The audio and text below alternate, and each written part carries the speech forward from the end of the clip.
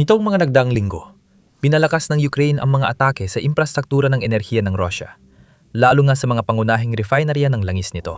Tampok sa international na balita ang mga kamanghamanghang kuha ng mala-apokaliptikong sunog mula sa mga pag-atake sa mga daungan ng langis sa Primorsk at Ust-Luga sa Leningrad Oblast. Kinumpirma ng satellite footage ang malaking pinsala sa parehong lugar. Malaking dagok ito sa makinarya ng digmaan ng Russia. Bakit? Ang pagtama sa oil exports ng Russia ay direktang tama sa kanilang militar, lalo na sa bulsa. Bukod sa pag-atake sa Primorsk at Ust-Luga, umatake rin ng Ukraine sa dalawang iba pang refinery ng Russia.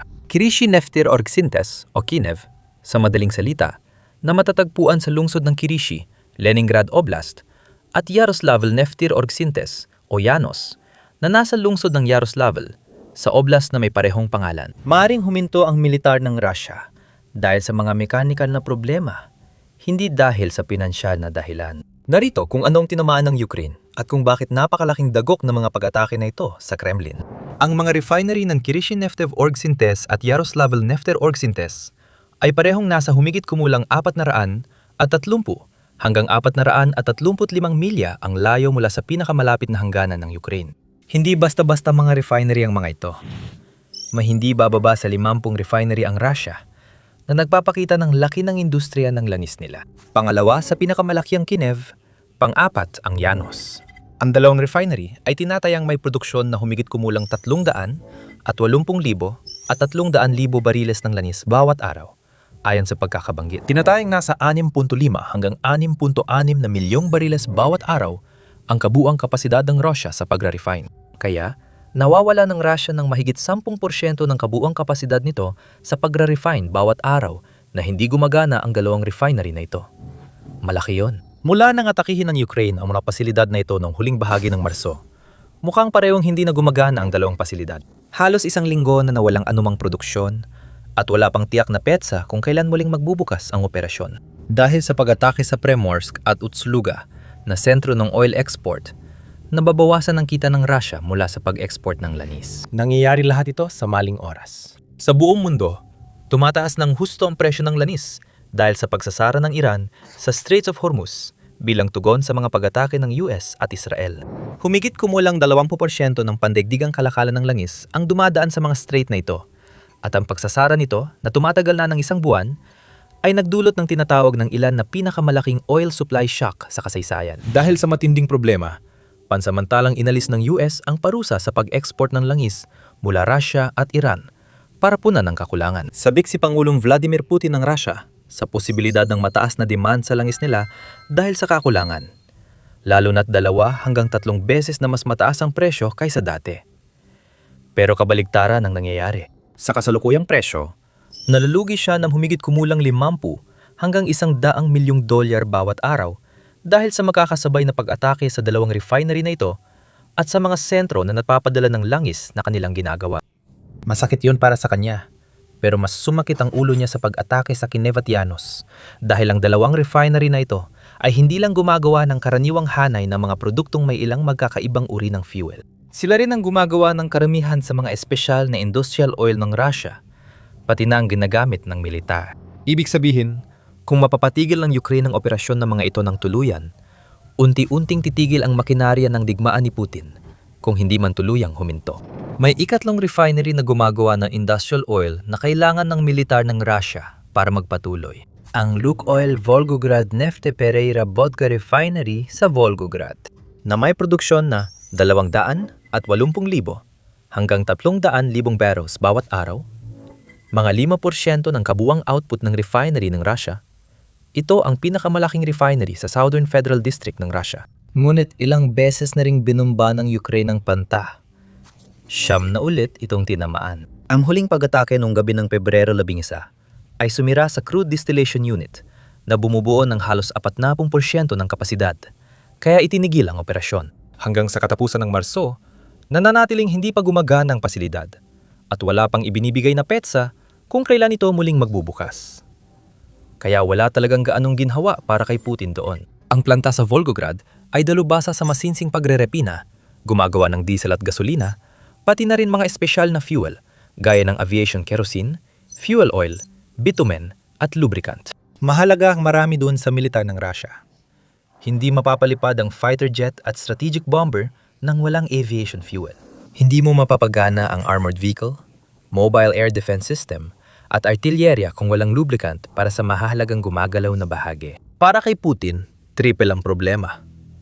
Ang Kiev, pangalawang pinakamalaking refinery sa bansa, ay may 80 iba't ibang produkto. Kasama rito ang mga motor, gasoline, diesel fuel, jet fuel, fuel oil, petroleum bitumen, liquefied petroleum gas, petroleum aromatics at solvents, petroleum paraffin, sulfuric acid, asupre, at marami pang iba. Mahalaga, ang planta rin ang gumagawa ng halos lahat ng uri ng jet fuel para sa sibilyan at militar na eroplano. Kasama dyan ang TS-1, T-1, T-1S, T-2, at orti na mga uri ng aviation fuel.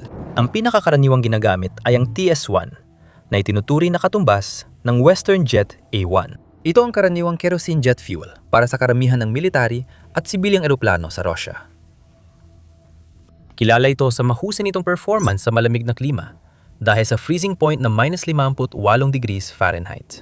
Ang RT, na minsan tinatawag ding PT dahil ganoon ito lumalabas sa Cyrillic alphabet, ay isang mas mataas na uri ng TS-1. Karaniwang, tinutukoy itong iisang uri ng Russian fuel para sa subsonic at supersonic na eroplano.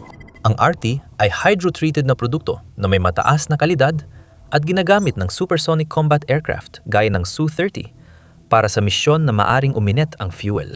Dahil sa bawat araw na offline si Kiev, kulang sa fuel ang Russian Air Force para mapanatiling lumilipad ang kanilang mga fighter at bomber. Hindi tiyak kung gaano kalaki ang reserba ng Russia ng mga espesyal na fuel na ito. Pero mukhang hindi ito tatagal basta bilis ng operasyon sa Ukraine.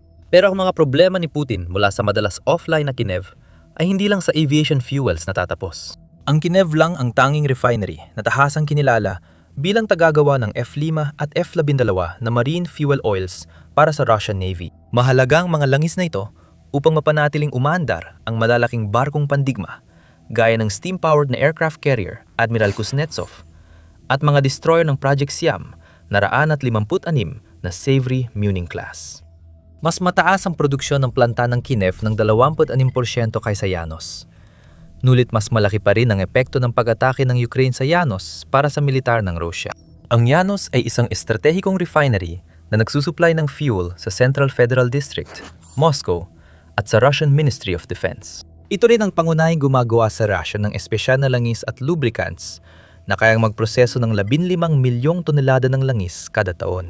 Kabilang sa mga pangunahing produkto nito ang motor gasoline, diesel fuel, jet fuel, heating fuel oil, bitumen para sa kalsada, bubong at konstruksyon, mga produktong paraffin wax, aromatic hydrocarbons, pati na rin ang base, compressor, transmission at industrial oils. Si Yanos lang ang gumagawa ng espesyal na Arctic diesel fuel para sa mga pamantayan ng Russian Ministry of Defense. Epektibo ang fuel hanggang -85 degree Fahrenheit, nagbibigay pa rin ng mataas na performance kahit walang additives sa malamig na temperatura. Sa halip, umaasa ito sa advanced na refining, tulad ng iosode, waxing para matiyak ang operasyon sa Arctic at Antarctic. Bukod dito, ang mga turbine, industrial, compressor at transmission oils at lubricants mula Yanos ay malawak ginagamit sa militar at espesyal na kagamitan. Ganun din ang mga base oil na ginagamit para sa karagdagang paggawa ng mga lubricant at langis na may espesyal na katanghian. Particular. Ang Yanos ay gumagawa ng mga langis at lubricants para sa mga makina at transmission ng T-72M, T-72, B-3M at T-62 na mga tangke. Ang linya ng mga Russian na armored vehicles, personal carriers, multi-axle platformer o transporter para sa strategic missile system, transport loading vehicles ng strategic missile forces, mabibigat na kamasural na truck, kagamit ang pang-inhinyero at espesyal na military equipment. Pero hindi lang yon. Gumagawa rin ng Yanos ng langis para sa T-8U BVM tanks na may gas turbine, hydraulic system at drive ng BUK, TOR, Pansy Air Defense Missile System, pati langis at lubricants para sa gas turbine ng barkong Russian Navy. Ang planta ay gumagawa rin ng mga langis para sa gearbox ng MI at KA series na attack helicopters, pati na rin para sa mga turboprop engine at gearbox ng Tu-65 MS strategic bomber. Hindi pa rin tiyak kung may reserba nga ang Russia na mga kritikal na langis at lubricants. At kung ganon karami ito, isang bagay ang sigurado. Habang patuloy na paralisado ang Llanos, lalong tumataas ang tsansang tumigil sa paggana ang mga pangunahing makinarya ng digmaan ng Rusya. Kung malayo na sa inaasahan ng performance ng mga tangke ng Russia, paano pa kung wala silang langis o lubricants sa makina? Tulad ng pinatunayan ng mga kamakailang pag-atake ng Ukraine, ang depensa sa himpapawid ng Russia ay hirap na sa patuloy na tumitinding mga pag-atake ng Ukraine. Isipin mo kung gaano sila magiging mahina kung hindi nila mailipat ang mga sistemang tulad ng pansa para salagin ang mga pag-atake. Sa kabutihang palad, hindi pa nagiging nuklear ang labanan sa Ukraine. Kaya hindi pa natin nakikita sa aksyon ang RS-24 YARS, Intercontinental Ballistic Missile System. Kahit mangyari yon, kapag wala sa operasyon ang Plataformer O, nakilala rin bilang pamilya ng mga transporte na KAMAZ, 7,000, 800 at 50, malilimitahan ang kakayahan ng Russia na gamitin ang YARS. Ang 12, 12 at 16 na mga variant ng Plataformer O ay nagsisilbing Transporter Erector Launchers o TELs para sa RS-24 YARS. Kung sawang-sawa ka na sa paulit-ulit na balita mula sa iba't ibang pinagkukunan, tamang lugar ito para sa iyo. Sa The Military Show, sinusuri at ipinaliliwanag namin ang kahalagahan ng mga headline ng militar. Pindutin ang subscribe para lagi kang updated. Ngayon, hindi lang ang land-based na bahagi ng nuclear triad ng Russia ang apektado kapag ang Llanos Refinery ay matagal na hindi gumagana. Ang bahaging panghimpapawid ng triad ay nalalagay din sa panganib sa bawat araw na hindi pa rin gumagana ang refinery. Ang Tu-65MS ay isa sa mga pangunahing strategic bomber ng Russia na may humigit kumulang 47 na aktibo sa serbisyo at mga 13 pa na nakaimbak na malamang ay hindi na magagamit maliban na lang para sa pyesa. Labis na pinsala ang fleet sa matapang na Operation Spiderweb nung nakarang taon. Humigit kumulang 6 hanggang 8 Tu-65MS ang nawasak at isa pang labis na nasira sa mga pag-atake sa Olenia at Belaya air bases kung saan sila nakaparada. Hindi kayang tiisin ng Rusya na mas maraming mawala pa. Ang Tu-65MS ay nagdadala ng Ki-100 at 2 nuclear cruise missile, Ki-55 na long-range nuclear-capable cruise missile at Ki-15 na mas maikling range na air-launched missile na may kakayahang nuclear. Nagdadala rin ito at regular na tinatakot ang Ukraine gamit ang mga karaniwang Ki-100 at isang cruise missile. Pero dapat nasa ere muna ang bomber para milunsad ang mga missile. At hindi ito mangyayari kung hindi maayos malagyan ng langis ang turboprop engine at gearbox dahil nasunog na ang refinery na gumagawa ng langis. Habang di pa tiyak kung kailan babalik ang operasyon sa dalawang refinery, malabong hindi na sila gumana.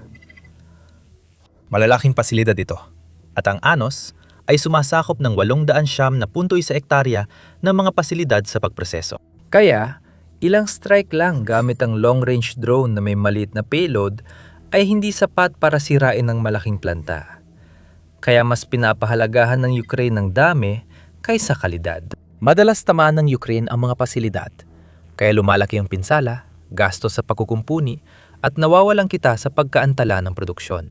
Ang Marso 28 na pag-atake sa Llanos sa Yaroslavl ay ikalawang malaking atake sa pasilidad.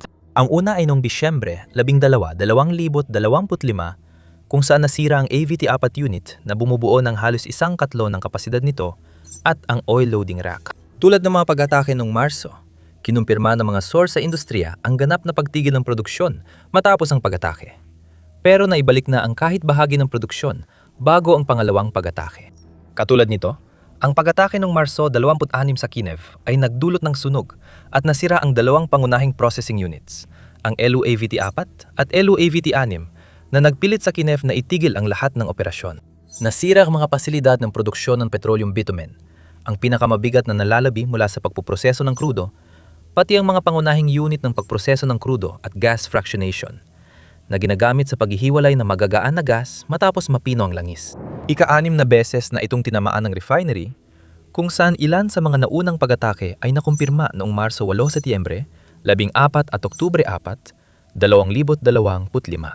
Noong Marso 8, 2025, sinabi ng mga otoridad ng Rusya na may drone mula Ukraine na pinabagsak ng kanilang depensa sa himpapawid sa ibabaw ng refinery. Sabi ni Leningrad Oblast Governor Alexander Drozdenko, nasira ng debris mula sa drone ang labas ng isang storage tank. Nagulat siya ng kaparehong kwento. Matapos ang pag-atake noong Setyembre, 14 na sinabing na intercept ng depensa sa impapawid ng Rusya ang 3 drone sa Kurishi at ang mga labi ng napabagsak na drone ay nagdulot ng sunog sa refinery. Sinabi niya na naapulan na ang apoy at walang nasawi. Iniulat ng Reuters na napilitang itigil ang produksyon sa isang mahalagang unit ng refinery matapos ang pag-atake na bumubuo sa halos 40% ng kapasidad ng planta. Ayon sa mga source ng Reuters, nasira ang pugon at ilang kagamitan dahil sa pag-atake, kaya itinigil ang produksyon. Inasahan na isang buwan ng pagkukumpuni, ngunit hindi pa tapos ang Ukraine sa planta. Pagkalipas ng 3 linggo, Oktubre 4 umatake ulit sila. Ayon kay Drozdenko, 7 drone ang pinabagsak ng air defense sa Kurishi at nagdulot ng sunog sa industrial zone ang mga debris na agad namang naapula. Halos tiyak na tinarget ng mga drone ang Kyiv refinery. At batay sa malalaking sunog, malinaw na tinamaan ito, direkta man o dahil sa debris. Mukhang ang Marso, 2,026 na pag-atake ang pinakamalaking pinsala sa pasilidad at wala ring senyales na titigil ang Ukraine. Bakit na sila hihinto? Mahalaga ang 2 pasilidad na ito at ang Volgograd refinery sa pagpapatakbo ng makinarya ng digmaan ng Russia. Ang madalas na pag-atake sa mga pasilidad ay nagpapahina sa kapasidad ng Russia na gumawa ng espesyalisado at mahahalagang kagamitan na kailangan para sa kanilang pakikidigma. Hindi lang sa mga pasilidad na ito, nakafocus ang pag-atake ng Ukraine. Sa Baltic area, marami nang tinamaan ng Ukraine na kagambala sa mga operasyong militar at sibilyan ng Russia noong linggo ng huling pag-atake sa Kyiv at Yanos. Ang paliparang Pulkova, pangalawang pinakamalaki sa Russia at pangunahing internasyonal na paliparan ng St. Petersburg, ay ilang ulit na pilitang itigil ang mga biyahe ng eroplano dahil sa mga pag-atake noong Marso 26. Noong gabi ng ika-24 hanggang ika-25 ng Marso, inatake ng mga drone ng Ukraine ang Novotek Gas Processing Complex sa pantalan ng Ust-Luga. At parehong inako ng Ukrainian Security Service at Special Operations Forces ang responsibilidad. Kasunod ito ng drone attack sa Primorsk Oil Terminal noong 22 hanggang 23 ng Marso, kung saan sinunog ang imbakan ng gasolina. Ayon sa mga opisyal ng Ukraine, ang mga pag-ataking ito ay bahagi ng patuloy na pagsisikap na targeting ang export infrastructure na nagpapalakas sa kita ng Russia sa digmaan at sumusuporta sa pandaigdigang pagpapadala ng langis at gas. Ang mga pag-atake sa infrastruktura ng enerhiya ng Russia ay tinawag na kinetic sanctions at malaki ang epekto nito. Ang pagkantala ng export at kaguluhang dulot ng abala sa paglalakbay ay tiyak na nakakaapekto sa kakayahan ng Russia na maglunsad ng digmaan at mapanatili ang suporta ng populasyon. Pero ang mga pag-atake sa 3 pangunahing pasilidad na nagpapanatiling maayos ang operasyon ng kanilang militar ay mas masakit pa. Ang mga nasirang unit ng pagdadalisay, tulad ng pangunahing distilasyon at catalytic crackers, ay nagbawas ng produksyon ng mga fuel na ginagamit ng militar. Ang pag-atake sa Kyiv noong Marso 2026 ay nagbawas ng mahigit 6% ng kapasidad ng pagdadalisay ng Russia at nagdulot ng pagkaantala ng supply sa hilagang kanlurang Russia nang walang katiyakan. Mahalaga, ang mga pag-atake ay nagdulot ng pagkaantala sa supply sa mga sinakop na teritoryo ng Ukraine na nagpapabagal o tumitigil sa opensiba ng Russia ngayong tagsibol. Ang mga pag-atake sa mga refinery at iba pa ay nagpatigil sa 15 hanggang 40% ng kapasidad ng pagdadalisay ng Russia sa iba't ibang panahon. Napilitan ng Moscow na bawasan ang pag-export ng gasolina at gamitin ang reserba para sa lokal na pangangailangan, lalo na sa militar. Ang bawas na kita sa langis ay humihina sa pondo ni Putin para sa digmaan at nagtataas din ang lokal na presyo ng gasolina, kaya lumalala ang kawalang kasiyahan ng publiko. Napilitan ng Russia na magdepensa na lang. Dahil sa pag-atake sa mga refinery sa loob ng Russia, napilitan si Putin na ilipat ang limitadong yaman sa air defense para protektahan ng mga ito. Napilitan ng Russia na tawagin ng mga reservist para magpatakbo ng mga sistemang ito. Mas maraming air defense system sa loob ng bansa, kaya mas kaunti sa labanan, isang kalamangan para sa Ukraine. Pero ang pinakamahalaga, habang mas matagal na hindi gumagana ang mga refinery na ito, mas lumalaki ang presyon sa mga gumaganang bahagi ng mga makinang nagpapatakbo sa war machine ng Russia. Hindi kayang ituloy ni Putin ang pagpapadala ng mga tangke, armored vehicles, air defense systems at air force sa labanan kung walang langis para patakbuhin ang mga ito. Habang mas madalas tamaan ng Ukraine ang mga refinery, humihina ang kakayahan ng Russia na ipagpatuloy ang digmaan. Mukhang malinaw na dapat lang ipagpatuloy ng Ukraine ang pag-atake sa mga ito. Maliban na lang kung mapapapayag sila ng kanilang mga kaalyado na huwag gawin ito. Iminungkahi ni Pangulong Vladimir Zelensky ng Ukraine na may mga kaalyado siyang nag-udyok na hinaan ang pag-atake ng Ukraine sa infrastruktura ng enerhiya ng Russia. Ang dahilan ay hindi dahil sa simpatya sa Russia. Naubos na kasi ang supply ng langis sa mundo dahil sa abala sa Straits of Hormuz. Napilitan ng mga bansang kanluranin na pansamantalang payagan ng langis ng Russia sa merkado para mapanatili ang katatagan ng pandaigdigang ekonomiya at mapigilan ang pagtaas ng presyo ng langis.